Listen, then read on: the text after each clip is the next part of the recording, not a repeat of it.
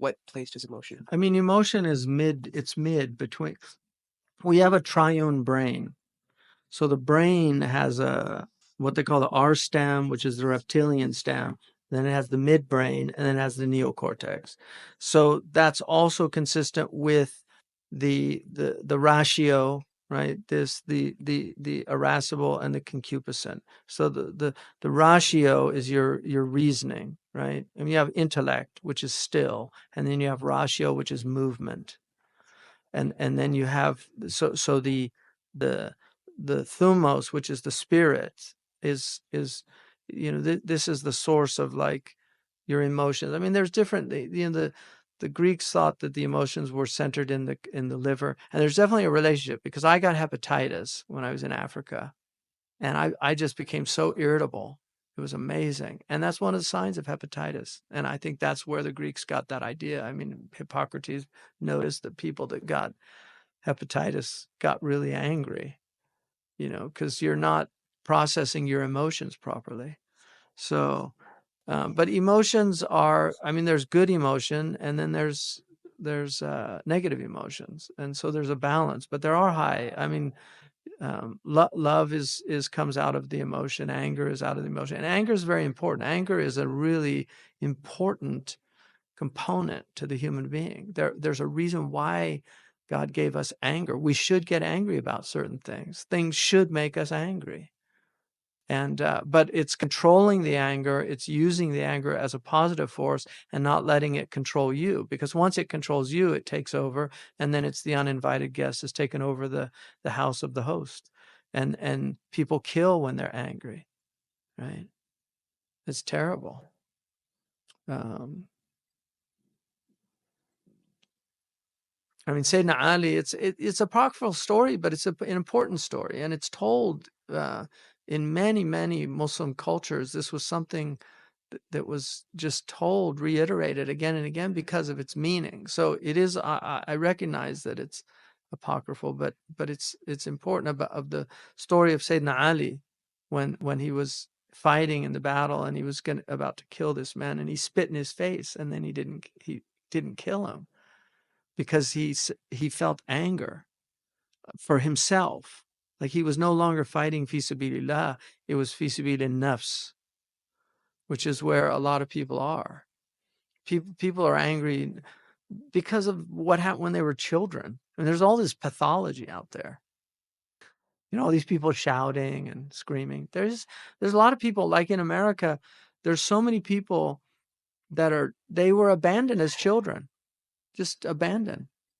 Because the modern world, you either have single mothers that have to put their kids into these daycares, and these daycares are with people, there are 30 kids in this room, and the caregiver or the two caregivers being paid minimum wage or not very much. I mean, they just don't have a lot of empathy to be giving each child those needs that it has. Those first 7 years are really important for children. If they don't get what they need, they're going to spend the rest of their life looking for it. And then it becomes tragic. And there's all these people, putting tattoos all over their body, now on their faces, because it used to be like when I was young, like if you were a rebel, you had one tattoo. Well, now everybody has one tattoo. So what does the rebel do? I'll do the whole arm. Well, now a lot of people are doing the whole arm. So now what do I do? I'll do the neck. And then now people are trying to do the neck. So what do? I'll do the face. It's, so it's just gets more and more extreme. But the reason that a lot of people have a need to do these things is because they weren't looked at when they didn't get the glance of the mother when they were young, when they needed it. So they're going to spend their life bringing attention to themselves, dyeing their hair purple, doing outrageous things. And it's a tragedy, but it's all from neglect. I mean, most of the world's problems are just from child abuse. Really, just child abuse. There's all these abused kids out there. So terrible. I mean, even a lot of all these sexual problems are related to child abuse. So many of these women were molested as children. And so, we have to have compassion for people because there's a lot of suffering out there.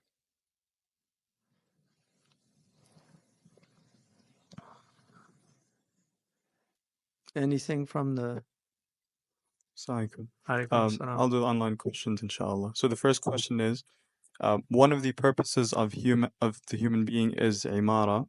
What exactly is meant by imara? You know, imara is it's one of those comprehensive words in Arabic. I mean, it's related to the word for life, Umar, uh, and amara. Imarat al masjid was the caretaking of the masjid. This is what the Quraysh were given. They had imarat al masjid.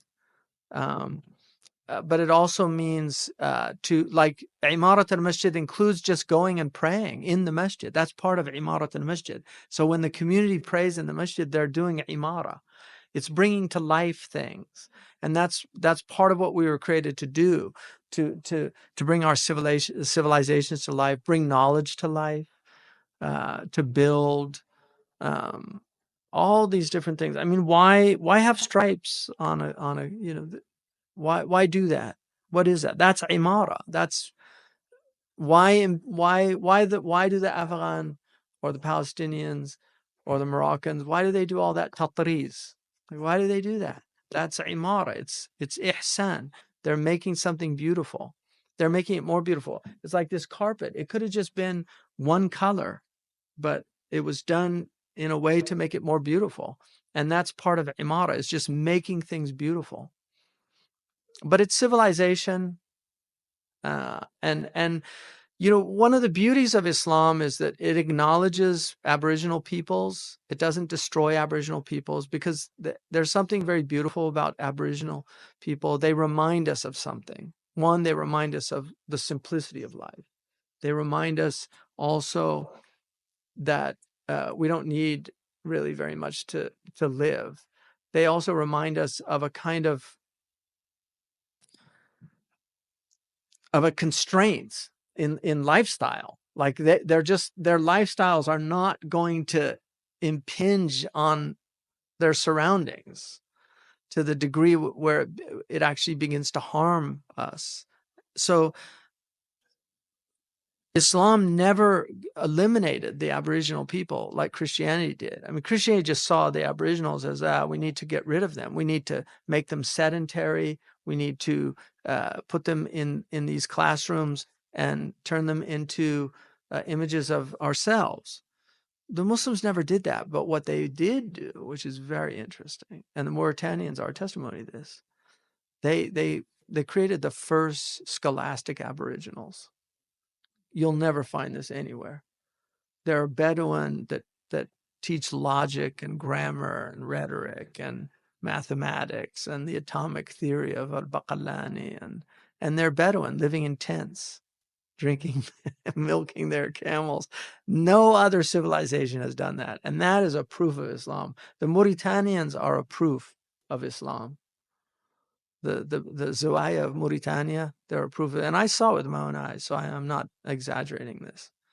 They're the only, there's no other Aboriginal peoples in human history that I know of or have heard of that became scholars. And now some of the greatest scholars in the Muslim world are from these Bedouin who grew up in tents. They're literally now some of the top scholars. I mean, Sheikh Abdullah bin Bayya is recognized one of the top Usuli scholars in the world, and he grew up in a tent. Muhammad Hassan al-Dedu is considered one of the top scholars in the Muslim world. All these scholars respect his knowledge. He's Mauritanian. And many others. Sheikh Muhammad Amin al-Shinqiti, he was the greatest mufassir. Probably maybe he's up there with Tahir ibn Ashur. I mean, those are the two greatest mufassirun of the 20th century. Well, Tabatabai, I'll add there's three. But there's not any other ones that are significant in the 20th century. Tabatabai in the Shia tradition, incredible Quran tafsir he did. And then Tahir ibn Ashur and Muhammad al-Amin al-Shinqiti. And Muhammad al-Amin al-Shinqiti did something that hadn't been done before. I mean, Tahir ibn Ashur, it's a beautiful commentary, but it's very consistent. I mean, it has some really interesting modern aspects to it, but is very consistent with traditional, whereas Muhammad al-Amin al-Shinqiti did a tafsir al-Quran bil-Quran. Like it's really using the Quran to interpret the Quran. So it's a unique tafsir in that way. Madiha. Assalamu alaikum. Salam. One thing I noticed from last session and today's session, when you were talking, is emphasizing the importance of quality and the beauty of quality, whether that's, craftsmanship, the way we dress, the way we, showcase the food. Why do you think we've almost regressed in that kind of Yeah, and the department? loss of quality. Yeah. That loss of quality, and in what are ways we can almost reintroduce that? It's a really great question. There's a book, which I think is an extremely important book that's worth reading for anybody that wants to understand the age. It's called The Reign of Quantity by René Guénon. It's a really, really fascinating book, but I think he really gets to the heart of it, that the world, the Enlightenment project it begins really with a kind of, I mean, even just before that, if you look at Bacon, Francis Bacon, he said we must put nature to the rack, like torture it to get its secrets. And he actually uses the word rape also. And so there's this kind of violent European sickness that, and I don't like to collectivize because there's many great things about Europe and things that we should benefit from and things like that. So I don't want to, there's a lot of people, everything came from Europe is evil. Well, it's just not true. The Europeans did a lot of good things as well. And they were the ones, the British, in fact, were the ones that really eliminated slavery. The Muslims didn't do it. I wish we did. I really wish we had that badge of honor. But it was the British, and they spent a lot of money doing it too. So, but the Europeans had a kind of rapaciousness that is very unusual, and they wanted to understand. And I think the Prophet ﷺ, I mean, I believe this, that when he said, "Lo kana al-ilmu bit-tharaya, lanadahu rijalun min hada wa ashara ila Salman." In a riwayah, sometimes he said Salman's people. I mean, I really think it's these Indo-European peoples are very obsessed with knowledge in a way that other peoples don't have the same obsessions.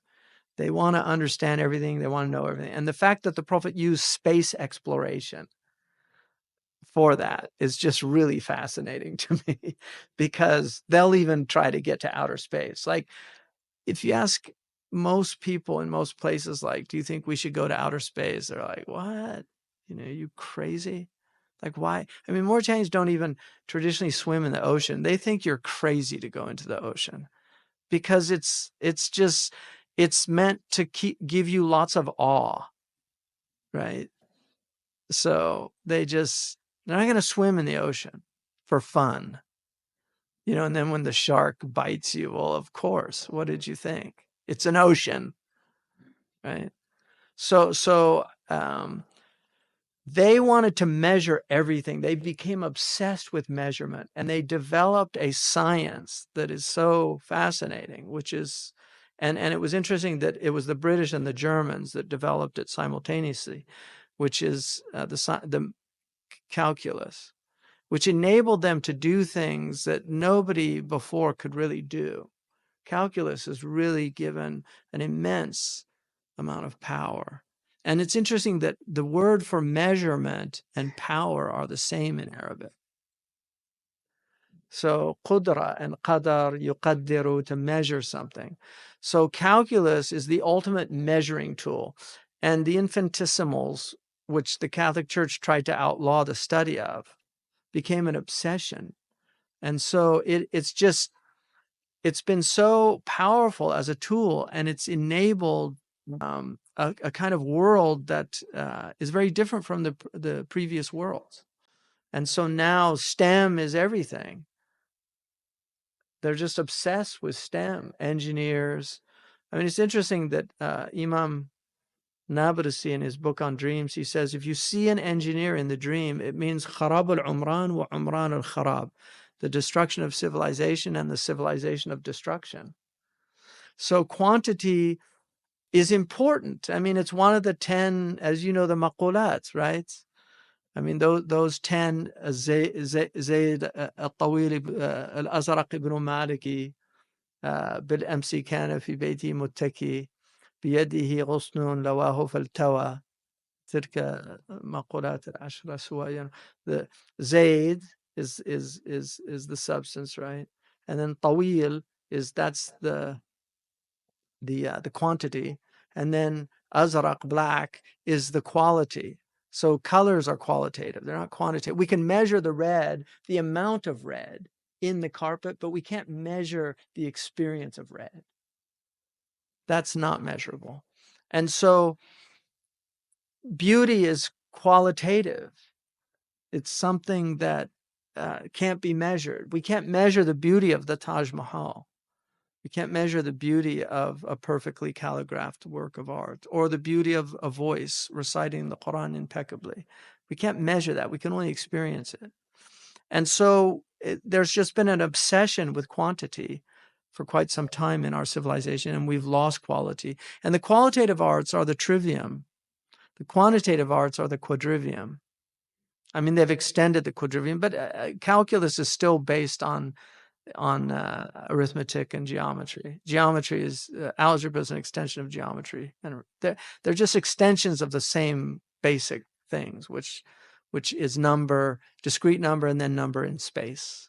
So differential and integral, you're measuring the rates of acceleration, right? As opposed to averages, which is what people had to do before Newton. You could measure the average rate of the fall of the apple from the tree, but you couldn't see the rate of acceleration at each point. That's what calculus enabled, the rate of acceleration. So, and that's enabled all these things that skyscrapers and things like that, building up, knowing the exact amount of tension, the torque, and all these things that engineers are able to do. I mean, it's amazing, and it's remarkable things, and they're great achievements. But we've lost quality, and so that's part of what I think. And character is qualitative. The character of a person is qualitative. You can measure how much they gave you, but the the character of giving, that's something that's not really measurable. Does that help?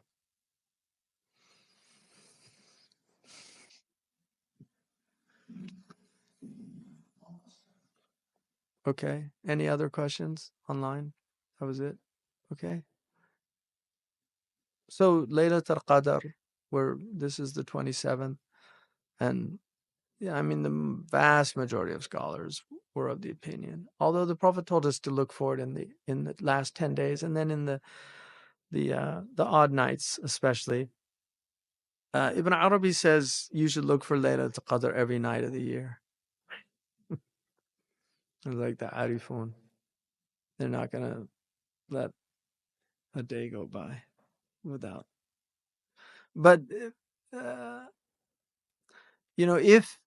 if you heard that there was a marketplace, if you're a merchant and you heard that there was a marketplace, one day of the year, people are willing to pay 100 times what they were normally willing to pay, but you had to stay up all night to get the place in the marketplace.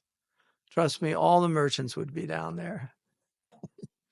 So dunya is not worth losing sleep over, but akhirah is definitely worth losing sleep over. So may Allah give us the ability to benefit from the night, inshallah. سبحانك اللهم وبحمدك أشهد أن لا إله إلا أنت أستغفرك وأتوب إليك. والعصر إن الإنسان لفي خسر إلا الذين آمنوا وعملوا الصالحات وتواصوا بالحق وتواصوا بالصبر.